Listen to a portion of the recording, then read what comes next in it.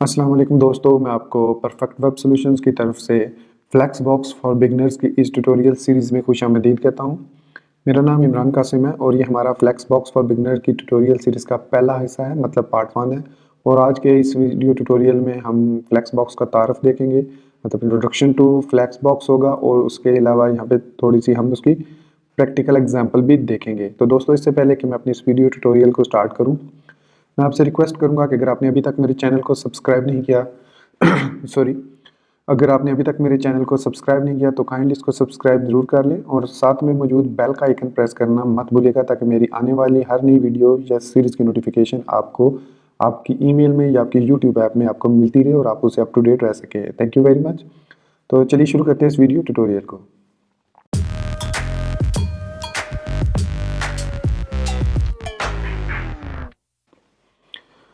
तो दोस्तों, इससे पहले कि मैं अपनी इस वीडियो ट्यूटोरियल को स्टार्ट करूं, मैं एक और रिक्वेस्ट करना चाह रहा हूं कि अगर आपको मेरी वीडियो पसंद आती है तो इसको लाइक ज़रूर कीजिए।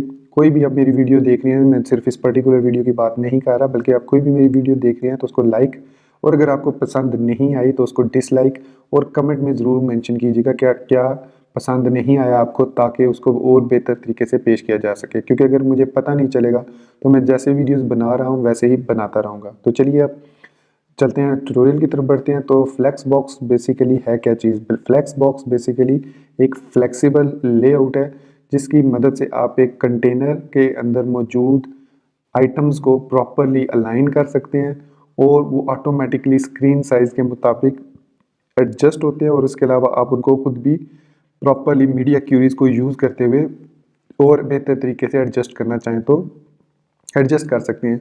तो ये बेसिकली सिर्फ और सिर्फ CSS3 का एक लेआउट है। जिस तरीके से हमने आपने शायद पहले अगर HTML और CSS में काम किया हो तो आपको डिस्प्ले प्रॉपर्टी का एक पता होगा, जिसमें हम मोस्टली ब्लॉक ही यूज़ करते हैं, मतलब डिस्प्ले ब्लॉक, या सम टाइम हम डिस्प्ले इनलाइन या डिस्प्ले इनलाइन ब्लॉक यूज़ करते हैं। तो आज की इस ट्यूटोरियल सीरीज से हम डिस्प्ले प्रॉपर्टी फ्लैक्स और डिस्प्ले प्रॉपर्टी इनलाइन फ्लैक्स को यूज़ करना स्टार्ट करेंगे। तो विदाउट एनी ड्यू प्रैक्टिकली करके इसको देखते हैं यहाँ पे। तो बेसिकली जो हमारे पास फ्लैक्स बॉक्स है वो एक वन डायमेंशनल लेआउट स्टाइल है। इधर आप उसको रो वाइज करेंगे स्टाइलिंग या उसको कॉलम वाइज करेंगे, it all depends on you. By default वो रो वाइज अलाइनमेंट होती है, लेकिन आप उसको चेंज कर सकते हैं। तो चलिए देखते हैं कैसे हम इसमें काम करते हैं। तो दोस्तों, एक छोटा सा मैं लेआउट क्रिएट करता हूँ यहाँ पे। तो मैं एक डिव लेता हूँ जिसकी आईडी रैपर है, और उसके अंदर एक मैं इमेज ऐड करूंगा यहाँ पे, और उन इमेजेस को फिर हम प्रॉपरली अलाइन करेंगे, देखेंगे कैसे हम इनको एक जगह से दूसरी जगह मूव कर सकते हैं। तो कितने इमेजेस मैं यहाँ पे इमेज टैग लगा लेता हूँ। सपोज मैं यहाँ पे 4 इमेज टैग ले लेता हूँ। तो यहाँ पे मेरे पास जहाँ से ये फाइल लोड हो रही है flexbox.html, वहाँ पे मेरे पास इमेजेस का एक फोल्डर है, जिसके अंदर यहाँ पे मैं आपको दिखाऊँ, अगर यहाँ पे ये इमेजेस का फोल्डर है, इसके अंदर यहाँ पे एक book dash icon dot JPG file है। तो book dash icon dot JPG, और यही वाली फाइल मैं इसी को कॉपी कर लेता हूँ यहाँ से, और इधर भी पेस्ट कर देता हूँ, इधर भी और इधर भी। तो ये मैंने एक छोटा सा लेआउट बना लिया। जैसे मैंने सेव किया तो दोस्तों यहाँ पे आपको 4 इमेजेस नज़र आ रहे होंगे ऑटोमेटिकली, क्योंकि इमेजेस की जो प्रॉपर्टी बाय डिफ़ॉल्ट जो प्रॉपर्टी जो होती है वो यहाँ पे आपको मैं दिखा देता हूँ कि इंस्पेक्ट एलिमेंट में जाके आप यहाँ पे देख सकते हैं कंप्यूटेड प्रॉपर्टी जो इमेज की है वो यहाँ पे जितनी भी उसकी विड्थ होती है वो उस हिसाब से, मतलब डिस्प्ले इसकी जो प्रॉपर्टी है वो इनलाइन होती है, और हाइट और विड्थ जितनी भी इसकी बाय डिफ़ॉल्ट जो भी इमेज की हाइट और विड्थ होती है वो सेट हो जाती है। तो इसकी बाय डिफ़ॉल्ट जो प्रॉपर्टी होती है वो इनलाइन ही होती है इमेज की। तो अब जो हमारे पास फ्लैक्स बॉक्स है वो भी बेसिकली उसका भी काम यही है कि इमेजेस को इनलाइन कर देता है। तो अगर मैं इसको स्क्रीन को थोड़ा साइज बड़ा करूँगा तो आपको नज़र आ रहा होगा कि इमेजेस जो है वो चारों एक ही बेसिकली एक ही लाइन में है यहाँ तक। तो ये ब्रेक होते हैं जब आप इसको ब्राउज़र को स्क्रीन साइज को चेंज करते हैं, ये देख सकते हैं आप। तो ये चूंकि इनलाइन है इसलिए ये ऑटोमेटिकली इस तरीके से काम कर रहे हैं। तो अगर मैं इनका यहाँ पे विड्थ थोड़ी सी कम कर देता हूँ, विड्थ इज इक्वल टू 100 कर देता हूँ, और हाइट इज इक्वल टू 100। इसको मैं CSS के थ्रू भी कर सकता था, लेकिन चलिए मैंने इसको इस तरीके से किया। और इधर भी पेस्ट कर दिया, इधर भी पेस्ट कर दिया, इधर भी पेस्ट कर दिया, सेव किया। तो अब आप देख सकते हैं कि हमारे पास जो हमारे इमेजेस हैं वो एक ही लाइन में नज़र आ रहे हैं बाय डिफ़ॉल्ट। बाय डिफ़ॉल्ट मैं इसलिए कह रहा हूँ कि चूँकि इनकी प्रॉपर्टी इन लाइन है, तो इसलिए तो जो हमारे पास फ्लैक्स बॉक्स होता है बेसिकली उसका काम भी यही होता है। तो बल्कि मैं एक और काम करता हूँ, मैं इमेजेस की बजाय यहाँ पे डिव ले लेता हूँ, ठीक है। इस डिव के अंदर डिव, बल्कि हाँ चलें ठीक है, डिव उसकी क्लास दे देता हूँ आइटम्स डॉट, बल्कि आइटम्स ही दे देता हूँ, और इसको मैं यहाँ पे 1 कह देता हूँ। और इसी तरीके से 2 3 4 मैं ये 4 डिव्स जो हैं ऐड कर देता हूँ ताकि आपको बेहतर तरीके से इसकी समझ लगे। ये मैंने सेव किया। तो अब मेरे पास ये इस तरीके से एलिमेंट्स आ रहे हैं स्क्रीन के ऊपर।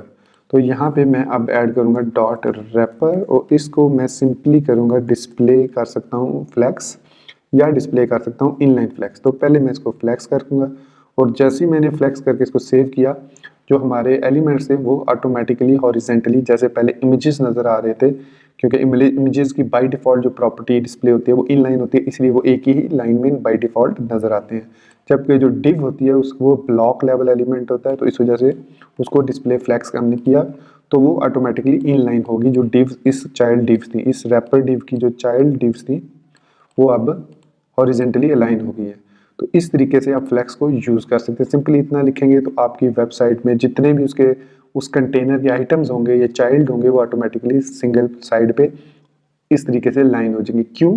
क्योंकि बाय डिफ़ॉल्ट जो फ्लैक्स की डायरेक्शन प्रॉपर्टी होती है वो होती है, क्योंकि इस डिस्प्ले के साथ जो रिलेटेड प्रॉपर्टीज़ हैं उनकी कुछ डिफ़ॉल्ट प्रॉपर्टीज़ भी होती हैं। तो उस इसी में फ्लैक्स डायरेक्शन है जिसकी डिफ़ॉल्ट प्रॉपर्टी रो है, जिसकी वजह से वो उसको रो में कन्वर्ट करता है। लेकिन अगर हम इसकी प्रॉपर्टी कॉलम कर देते हैं तो ये इसको कॉलम वाइज कर देता है। अगर मैं इसकी प्रॉपर्टी रो रिवर्स कर देता हूँ तो ये हमें इस तरीके से कर देगा, और अगर मैं इसकी प्रॉपर्टी कॉलम रिवर्स कर दूँ तो ये इस तरीके से उनको ऑर्डर में चेंज कर देगा। तो ये था हमारे पास इसके 4 डायरेक्शन। इस फ्लैक्स की जो डिस्प्ले फ्लैक्स है उसकी मदद से हम जो चाइल्ड हैं उनकी फ्लैक्स डायरेक्शन चेंज कर सकते हैं। तो हम अभी डिफ़ॉल्ट ही रहने देते हैं जो कि रो है। फिर इसके बाद हम इन कंटेंट्स को अलाइन कर सकते हैं according to the screen size.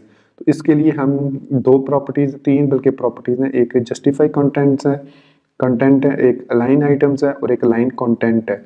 तो सबसे पहले हम देखते हैं जस्टिफाई कंटेंट को। जस्टिफाई कंटेंट क्या करता है, आइटम्स को जितनी भी विड्थ होती है ब्राउज़र की उस हिसाब से जो वैल्यू आपने दी हो वो सेट करता है। बाय डिफ़ॉल्ट वो फ्लैक्स स्टार्ट होती है।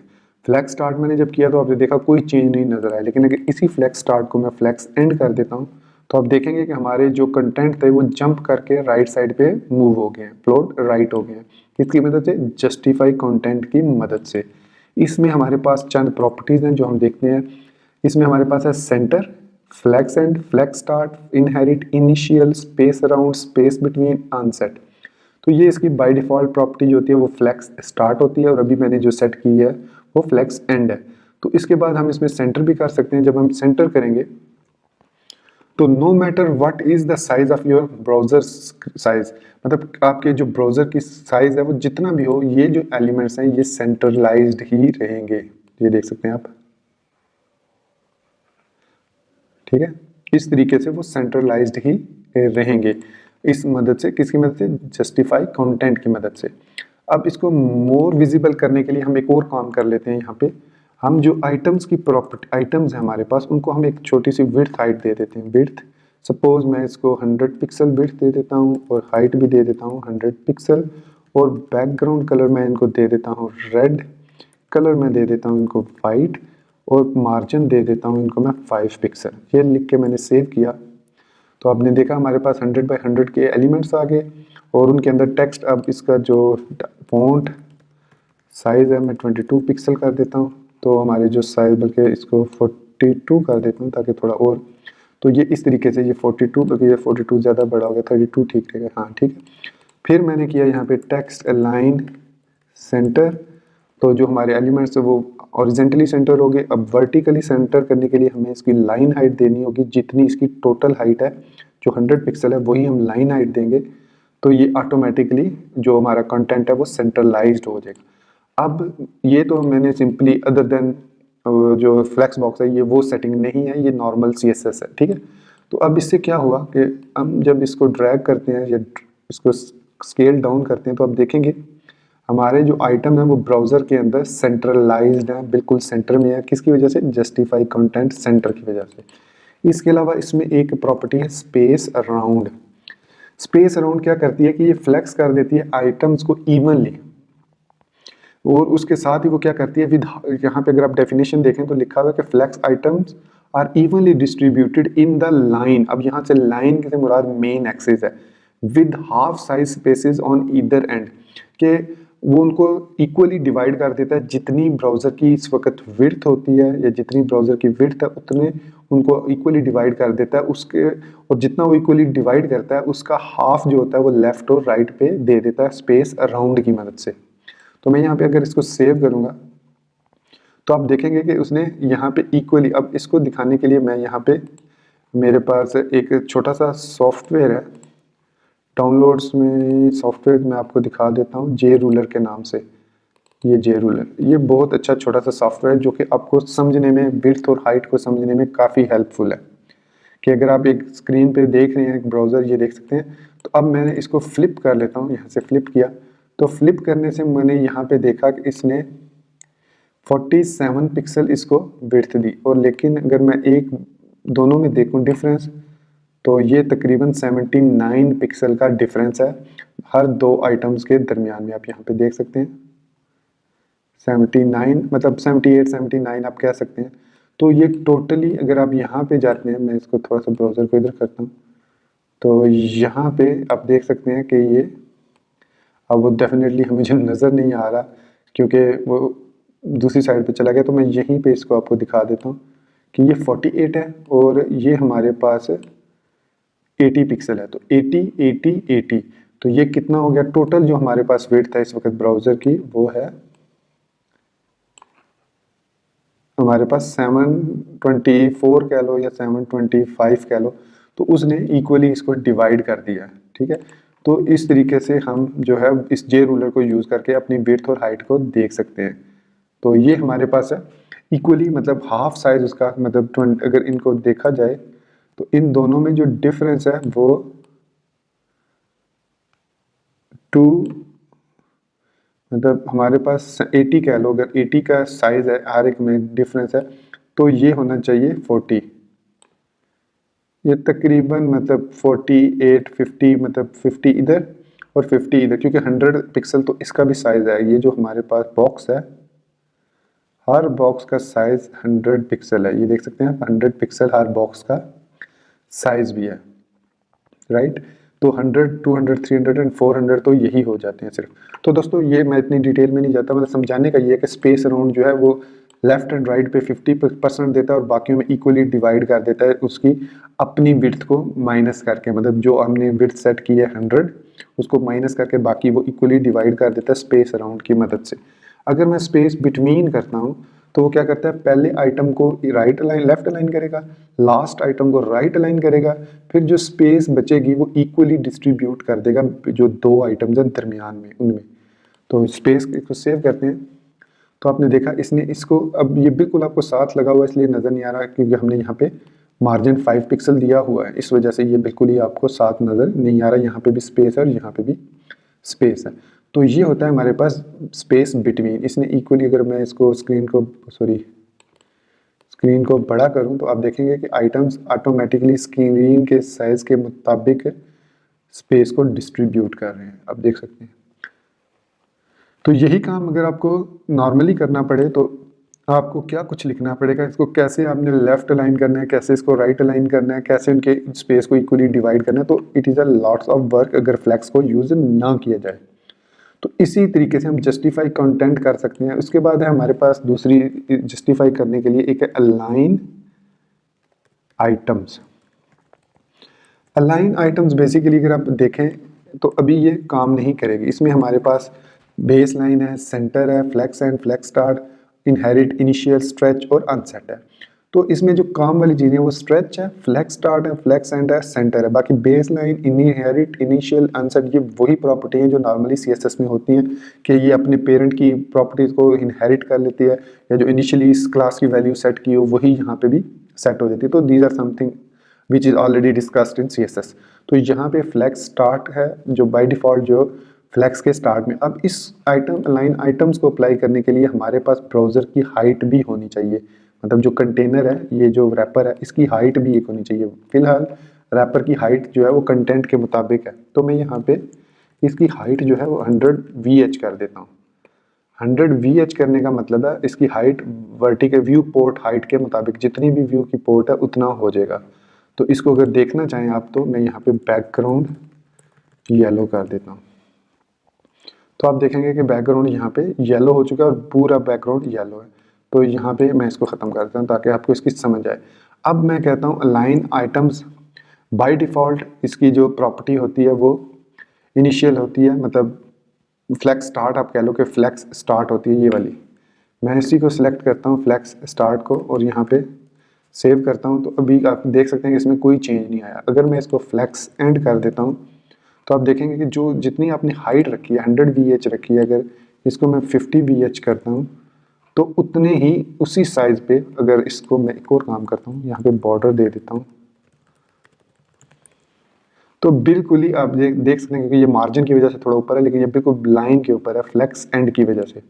अगर फ्लेक्स स्टार्ट करेंगे तो ये बिल्कुल यहाँ पे अलाइन होगा। अगर हम अलाइन आइटम सेंटर करेंगे तो ये बिल्कुल डेडली सेंटर में होगा, इसके कंटेनर के सेंटर में, बिल्कुल वर्टिकली सेंटर में अलाइन हो गया अलाइन आइटम्स की मदद से। तो इसका हमें फ़ायदा ये है कि अब हमारे आइटम्स जो हैं वो रिस्पॉन्सिव, बिल्कुल ऑटोमेटिकली वो मतलब काफ़ी हद तक ये रिस्पॉन्सिव भी है, लेकिन ये प्रॉपर रिस्पॉन्सिव यूटिलिटी नहीं है फ्लेक्स। मैं अगेन रिपीट कर रहा हूँ। तो इस तरीके से हम अलाइन आइटम्स को यूज़ करके अपने आइटम्स को वर्टिकली भी। अब इसमें एक और होती है स्ट्रेच। अगर मैं स्ट्रेच कर देता हूँ तो आप देखिएगा कि हमारे जो आइटम्स हैं उनकी जो, अब चूंकि मैंने यहाँ पे हाइट दी हुई है 100 तो वो इस वजह से स्ट्रेच नहीं हुई, लेकिन मैं अगर हाइट ख़त्म करता हूँ तो आप देख सकते हैं कि हमारे जो आइटम्स हैं वो स्ट्रेच होकर नीचे तक आ गए हैं। हाइट मैंने इसलिए दी हुई है कि अगर मैं यहाँ पे इसको सेंटर करता हूँ तो ये सेंटर, अगर मैं हाइट नहीं देता तो इसको सेव करता हूँ तो अब लाइन हाइट की मदद से, मतलब अगर आप हाइट नहीं भी देते तो लाइन हाइट चूंकि आपने दी हुई है ये भी आपको ख़त्म करते हैं तो फिर वो ऑटोमेटिकली उस कंटेंट के मुताबिक हो जाता है। तो मैं इसको लाइन हाइट दे देता हूँ तो यहाँ पे अब वो बिल्कुल सेंट्रलाइज हो गया। अब मैं इसको अगर स्ट्रेच करता हूँ तो हमारा जो कंटेंट है वो बिल्कुल स्ट्रेच हो गया, लेकिन यहाँ पे चूंकि हमारे पास जो लाइन हाइट 100 है तो उसके मुताबिक ये 100 वाली लाइन पे मतलब सेंट्रलाइज्ड है। ये आप सोच रहे होंगे कि ये इस जगह पे 1 लिखा हुआ है, यहाँ पे 2 3 4 क्यों नहीं आया, क्योंकि ये स्टिल जो लाइन हाइट है ये 100 पिक्सल है। तो अगर आप इसको रखना चाह रहे हैं तो यहाँ पे आपको जितनी 50 VH है तो यहाँ पे आप 50 VH दें। तो अब आप देखेंगे कि ये अब हमारे जो टेक्स्ट भी लिखा हुआ है वो भी सेंट्रलाइज्ड हो चुका है। तो दोस्तों इस तरीके से हम डिस्प्ले प्रॉपर्टी फ्लेक्स और फ्लेक्स डायरेक्शन, जस्टिफाई कंटेंट, उसके लाइन आइटम्स को यूज़ कर सकते हैं। अब बारी आती है लाइन कंटेंट की। मतलब अगर मैं यहाँ पे अलाइन कंटेंट करता हूँ तो अगेन जिस तरह हमारे पास अलाइन आइटम्स की प्रॉपर्टीज़ हैं सेम वही इसकी भी प्रॉपर्टीज़ हैं, लेकिन ये काम कब करता है अभी आप देखिएगा। मैं इसको सेंटर अगर करता हूँ और सेव करता हूँ तो आपको कोई फ़र्क नज़र नहीं आया। मैं इसको लाइन आइटम्स को अगर सपोज ख़त्म भी कर देता हूँ तो आप देख रहे हैं कि बाय डिफ़ॉल्ट जो अलाइन हमारे जो अलाइन आइटम्स है वो स्ट्रेच्ड है बाय डिफ़ॉल्ट, अभी तक वो स्ट्रेच्ड है। तो वो स्ट्रेच इस वजह से नहीं है कि उसकी डिफ़ॉल्ट प्रॉपर्टी स्ट्रेच है, वो इसलिए है क्योंकि हमने जो लाइन हाइट दी हुई है वो 50 VH है। मैं इसको 100 पिक्सल कर देता हूँ तो अब ये हमारे पास 100 पिक्सल इसकी लाइन हाइट हो गई है और हमारा जो लाइन आइटम्स है वो हमारे पास है सेंटर इस तरीके से। तो आई थिंक मैंने मिस्टेकनली कहा कि ये वो फ्लैक्स स्टार्ट नहीं होती, वो फ्लैक्स स्ट्रेच होती है। और चूंकि हमने हाइट दी हुई थी यहाँ पे, हाइट 100 पिक्सल दी हुई थी तो इस वजह से वो 100 पिक्सल जो है वो उसी तरीके से सेंट्रलाइज था। तो बेसिकली अगर आप हाइट और विड्थ ना दें तो आपको बेहतर तरीके से, तो ये स्ट्रेच होती है। लाइन आइटम्स जो होते हैं वो बाय डिफ़ॉल्ट अगर आपने हाइट दी हो तो वो स्ट्रेच हो जाते हैं।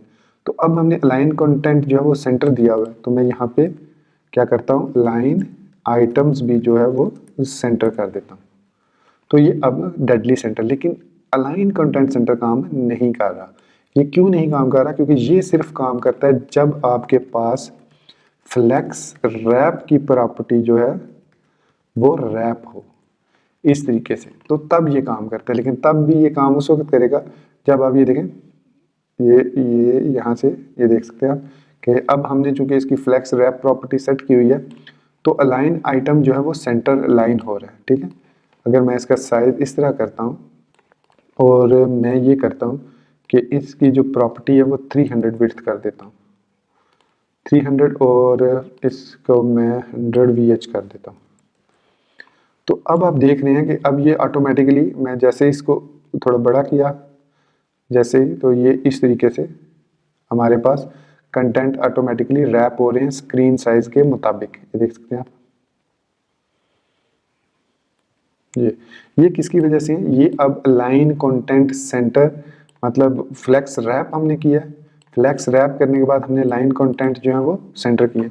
इसको और अच्छे तरीके से समझने के लिए मैं ये करता हूँ कि इनको मैं 100 ही रहने देता हूँ और यहाँ पे मैं 4 आइटम्स और ऐड कर देता हूँ। इसको 5, 6, 7 और 8 कह लेते हैं। सेव किया। तो अब आप अच्छे तरीके से इसको देखें, समझ सकते हैं कि देख सकते हैं आप कि अब जो अलाइन है वो सेंटर हुए हैं। ये देखें, यहाँ से जैसे ये नीचे आया ये ठीक है इधर, और जैसे ही ये नीचे आया तो आप देख सकते हैं कि ये अलाइन जो है, क्योंकि हमने स्पेस बिटवीन दिया हुआ है, तो इसको भी हम सेंटर कर देते हैं। तो अब आप देख सकते हैं कि अलाइन कंटेंट जो है वो सेंटर है। तो अगर मैं इसको फ्लेक्स स्टार्ट कर देता हूँ तो अब ये आप देख सकते हैं कि चूंकि हमने हाइट जो है वो दी हुई है इसको, तो ये अलाइन कंटेंट ने क्या किया, जो भी कंटेंट्स हैं उनके दोनों, मतलब जो ऊपर पहली रो और जो दूसरी रो है उसको फ्लेक्स में स्टार्ट कर दिया। अगर हम फ्लेक्स इसको एंड कर देते हैं तो ये अलाइन कंटेंट इसको नीचे की तरफ एंड पे जो काम जो अलाइन सेंटर अलाइन आइटम्स कर रहा था, अब वो काम जो है अलाइन कंटेंट कर रहा है। किसकी वजह से? सिर्फ फ्लेक्स रैप की वजह से।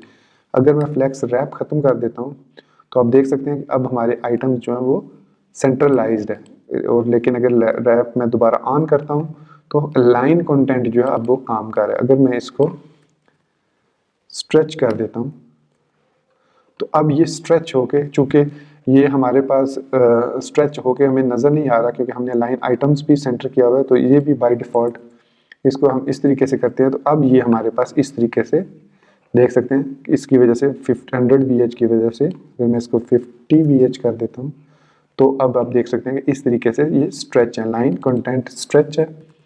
अगर मैं इसको सेंटर करता हूँ तो अब ये दोनों सेंटर में लाइन है रैप की वजह से, क्योंकि अलाइन आइटम्स की अब हमें ज़रूरत नहीं है क्योंकि हमने रैप कर दिया फ्लेक्स को। तो अब हम अलाइन आइटम की जगह अलाइन कंटेंट यूज़ करेंगे। तो फ्लेक्स स्टार्ट किया तो ऊपर चले गए, फ्लेक्स एंड किया नीचे आ गए, फिर हमने इसको सेंटर किया तो सेंटर में चले गए। तो इस तरीके से अब मैं इसको जैसे जैसे छोटा करता जाऊंगा, ये देख सकते हैं उसके हिसाब से वो आइटम्स जो हैं वो सेंटर लाइन हो रहे हैं। इसमें मैं एक और ऐड कर देता हूँ 9th प्रॉपर्टी भी, नंबर 9। तो अब ये देख सकते हैं कितनी आसानी से हमने यहाँ पे एक रिस्पॉन्सिव डिज़ाइन क्रिएट कर लिया। लेकिन ये रिस्पॉन्सिव फुली रिस्पॉन्सिव नहीं है, स्टिल हमें काफ़ी काम करना पड़ता है इसमें। ये देख सकते हैं आप,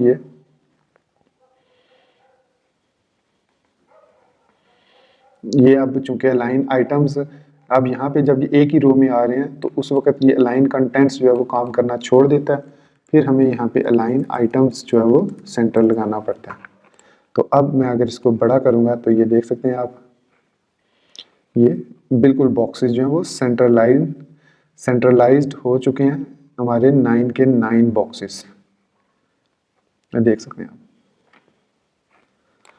तो दोस्तों आज के मैं इस वीडियो ट्यूटोरियल को यहाँ पे रोकता हूँ और यहीं से आगे हम नेक्स्ट वीडियो ट्यूटोरियल में देखेंगे, क्योंकि ये काफ़ी लेंथी हो गया ट्यूटोरियल, तो मैं नहीं चाहता आपको बोर करना।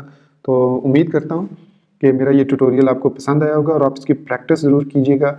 और नेक्स्ट वीडियो ट्यूटोरियल को हम यहीं से आगे मूव करेंगे और नेक्स्ट जो प्रॉपर्टीज़ हैं रैपर की, और अभी हमने आइटम्स की प्रॉपर्टीज़ पे काम नहीं किया, वो भी हम आगे चल के देखेंगे नेक्स्ट वीडियो ट्यूटोरियल में। सो गाइस अब से ज़्यादा चाहूँगा, दुआओं में याद रखिएगा और वीडियो को लाइक करना और चैनल को सब्सक्राइब करना मत भूलिएगा। Thank you very much for being with me till end. Take care, अल्लाह हाफिज़ एंड बाय।